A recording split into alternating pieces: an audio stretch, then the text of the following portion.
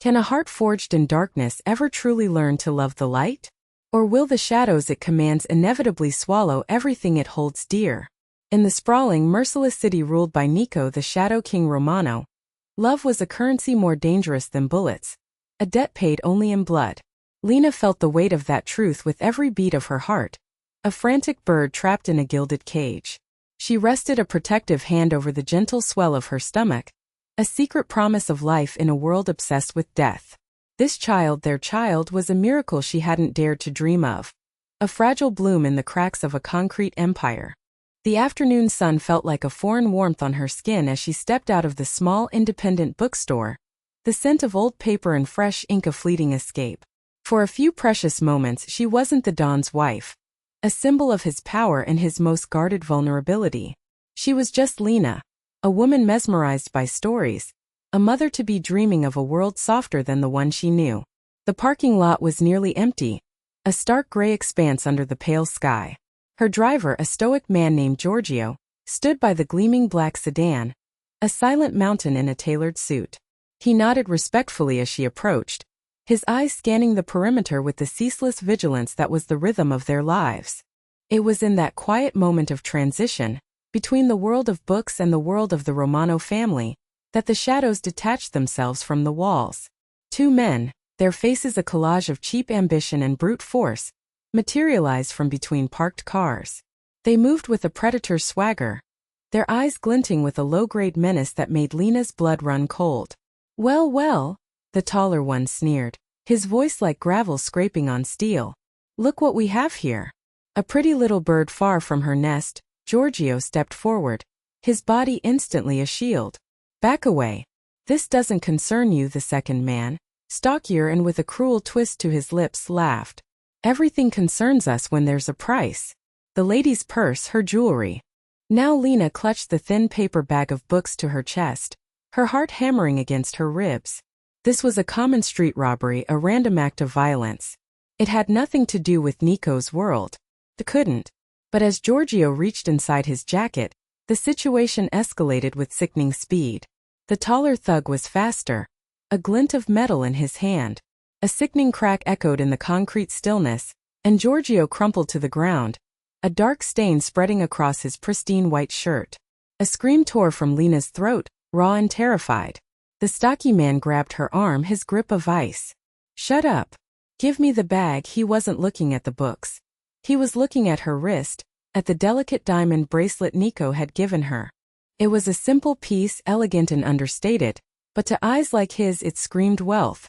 She struggled, a primal instinct to protect the life within her overriding all fear. "Let go of me," she cried, her voice shaking but laced with the fire Nico secretly adored. For her defiance, the man shoved her hard.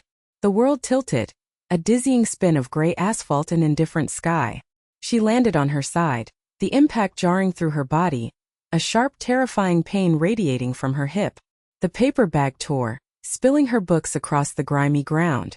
She curled instinctively, her arms wrapping around her belly, a desperate, silent prayer on her lips.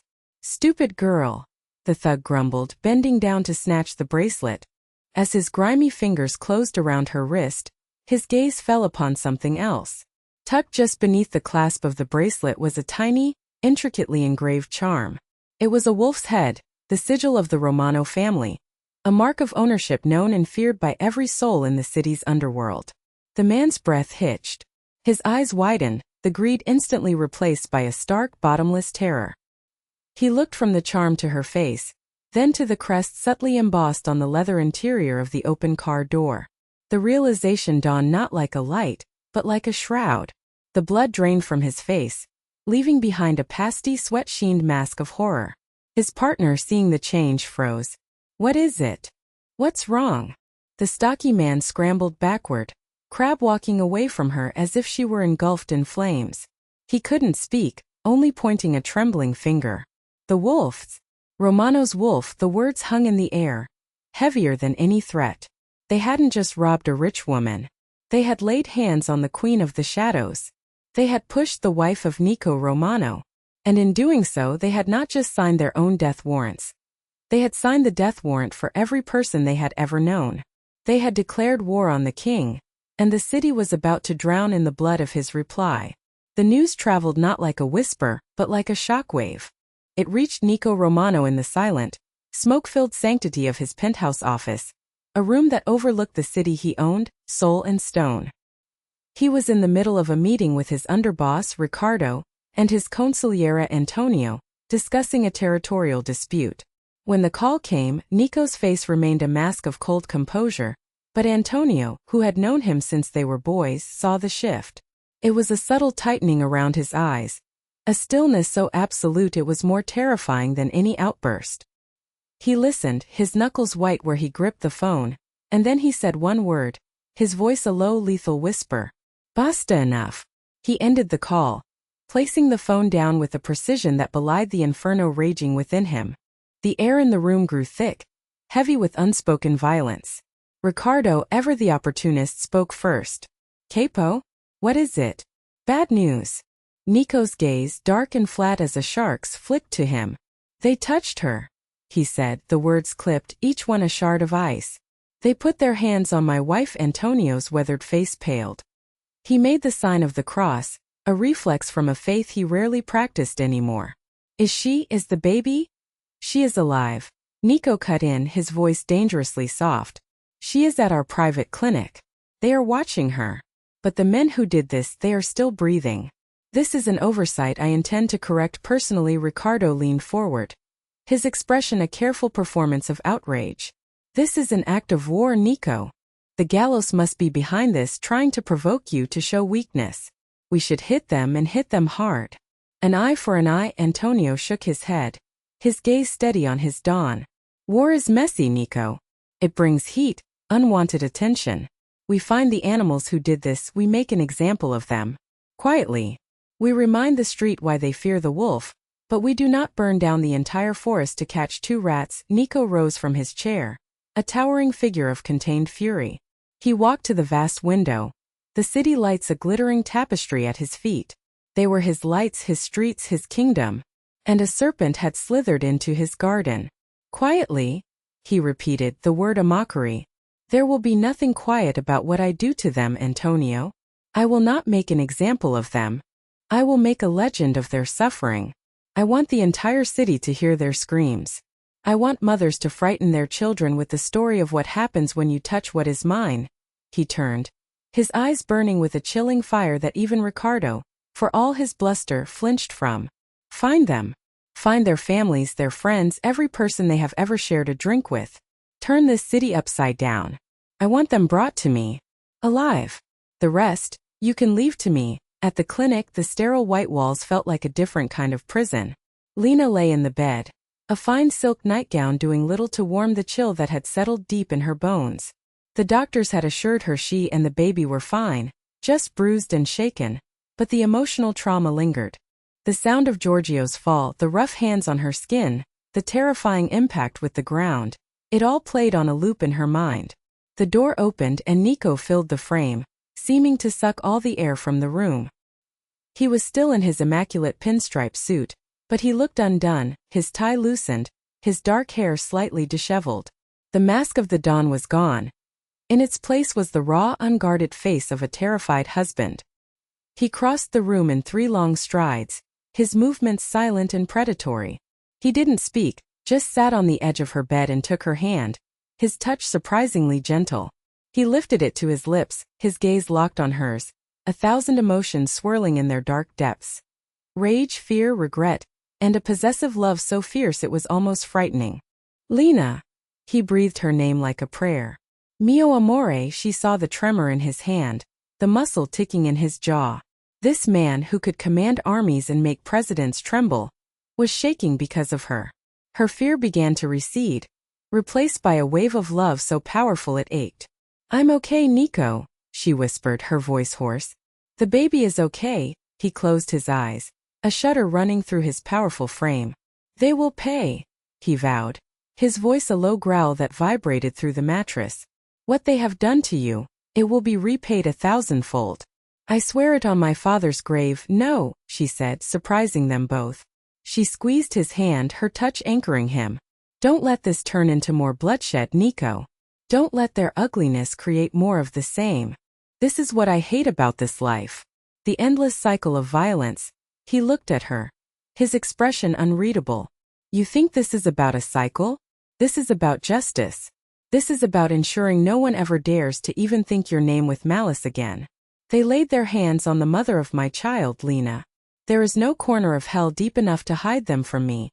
He leaned in, his forehead resting against hers, the scent of expensive cologne and righteous fury filling her senses. When I married you, I promised to protect you. I failed today. It will not happen again. His vulnerability was a rare and precious thing, a crack in his armor that only she was allowed to see. She knew then that no words could stop the storm he was about to unleash.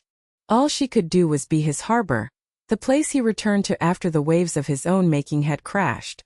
The city held its breath.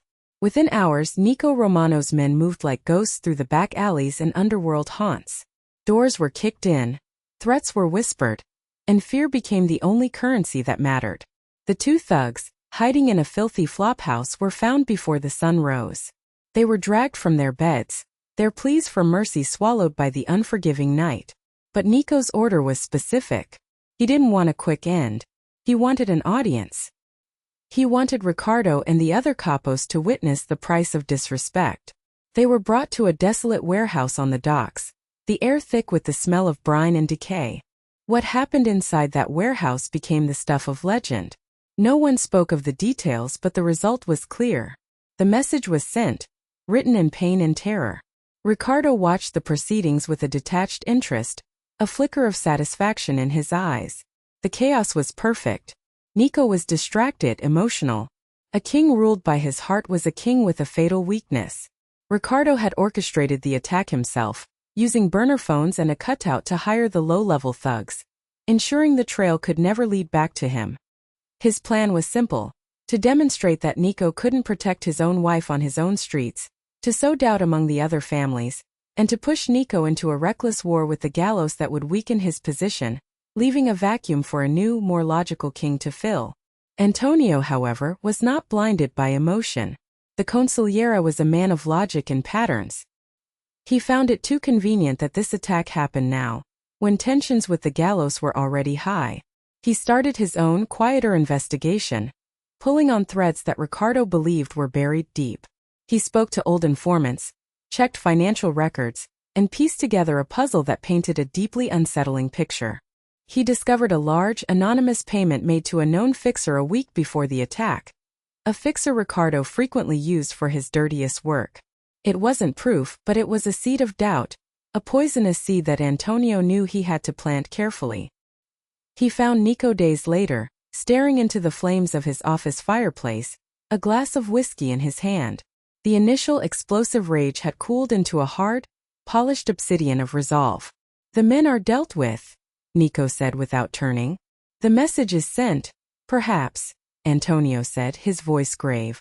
"Or perhaps the message you sent was the one the sender intended all along." Nico finally turned, his eyes narrowed. "What are you saying, Antonio?" "I am saying the rats were too stupid, the timing too perfect. This wasn't a random mugging, and I don't believe it was the gallows. An enemy across the field is predictable. The one you must fear is the one standing behind you, whispering in your ear." He laid a thin file on Nico's desk. It wasn't much: a grainy photo of the fixer, a timeline of phone calls, a record of the payment. But it was enough. The pieces clicked into place in Nico's mind, forming a mosaic of sickening betrayal. Ricardo's eagerness for war. His subtle digs at Nico's softness since marrying Lena.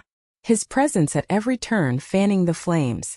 The confrontation was set not in a boardroom, but in the family's oldest wine cellar, a place of history and secrets, the stone walls having absorbed a century of Romano whispers. Ricardo arrived, expecting a strategy meeting. He found only Nico, standing amidst the dusty bottles, 2 glasses and a bottle of vintage Barolo on a barrel between them. "Ricardo," Nico said, his voice deceptively calm. "A drink?" To family, Ricardo smiled, sensing nothing. To family, capo, he took the glass Nico offered. "I trust the lesson we taught the street was a memorable one." "Oh, it was," Nico said, swirling the deep red liquid in his glass. "But I find myself wondering if we taught the right student. Tell me, cousin, How does a man who prides himself on loyalty hire scum to attack a pregnant woman? My pregnant woman. The smile vanished from Ricardo's face. A flicker of panic crossed his eyes before being replaced by practiced indignation. What are you talking about? You can't possibly think I don't think, Nico interrupted, his voice dropping to a lethal calm.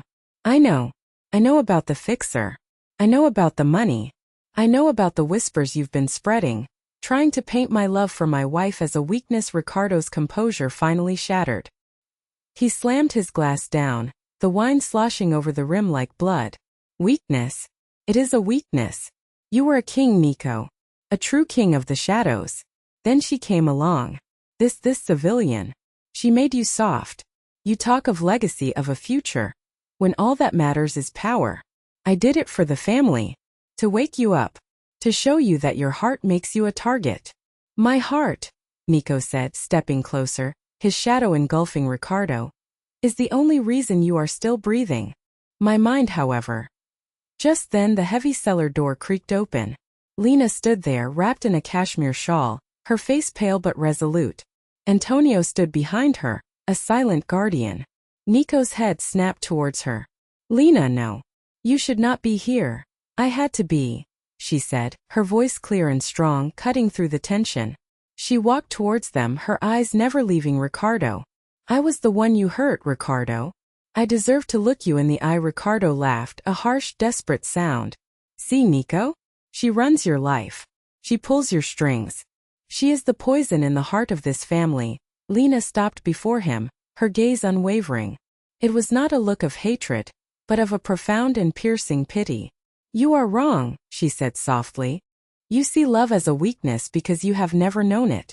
You see power and fear because you are terrified. I looked into the eyes of the men you sent. They were animals. But you, Ricardo, you are just empty. Nico's love doesn't make him weak. It makes him human. It gives him something to fight for beyond money and territory. Gives him a soul. And that is a strength you will never understand. Her words, spoken with such simple, devastating truth, were the final blow. They stripped away all of Ricardo's justifications, leaving only the ugly, naked ambition beneath. He lunged, not at Nico but at her, a last desperate act of a cornered snake. But Nico was faster. He moved like lightning, his arm catching Ricardo across the chest, sending him stumbling back against the wine racks. The sound of shattering bottles echoed in the stone chamber. Nico's face was a mask of terrible judgment. You have threatened my wife. You have threatened my child. You have betrayed my blood. There is no forgiveness for that. Not in this life or the next. The justice that followed was swift, silent, and absolute, carried out according to the old codes. Ricardo's story ended there, in the dust and spilled wine of his own ambition, a forgotten whisper in the long history of the Romano family. In the aftermath, in the quiet of their penthouse, with the city lights twinkling below like fallen stars, Nico finally let his armor fall away completely. He knelt before Lena, who was now seated on the sofa, and gently placed his head on her swollen belly, his ear pressed against her, listening for the faint, steady heartbeat of their future. He was right about one thing, Nico whispered, his voice thick with emotion. You did change me. Before you, I ruled an empire of shadows. But you, Lena, you gave me a kingdom worth fighting for. In the light months later, the city was quieter, the peace held not by fear alone, but by a new, steadier hand. The birth of Nicolò Romano Jr. was a celebrated event, a symbol of a new era. In the warm sunlit nursery, Nico held his son, a tiny, perfect bundle wrapped in blue. He looked down at the infant's face, a miniature version of his own, and felt a love so profound it remade him from the inside out. He looked over at Lena, who was watching them from the rocking chair, her smile radiant and serene. She was his queen, his anchor, his salvation. Her fire hadn't been extinguished by his world. It had illuminated it, chasing away the darkest corners of his soul. He had claimed her to solidify his power, a strategic move in a deadly game. But in the end, she had been the one to conquer him, not with force, but with a love that proved to be the most powerful weapon of all. So let me ask you, as you watch this king cradle his heir, what is true strength? Is it the iron fist that crushes its enemies, or the gentle hand that builds a home? Can a ruthless mafia boss's heart truly survive the purity of true love? Or does it do more than survive? Does it, in fact, become his greatest redemption? Tell me your thoughts on this epic romance in the comments below. Share this story if it moved you. And don't forget to share your own tales of a love that conquered all odds. Because in a world full of shadows, a single flame of passion can light the way home.